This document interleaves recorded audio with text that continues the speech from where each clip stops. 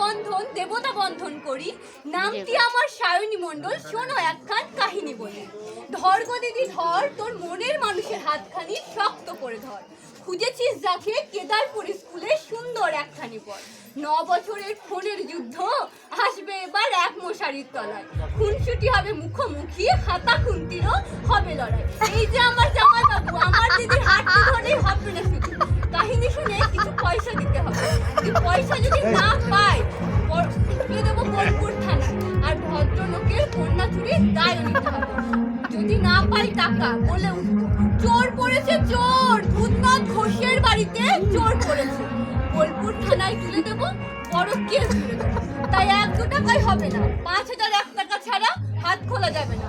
জামাই বাবু কমলা লেবু 1 লাখ খেও না, জানলা দিকে বউ পালাবে দেখতে পাবে না। না না আমার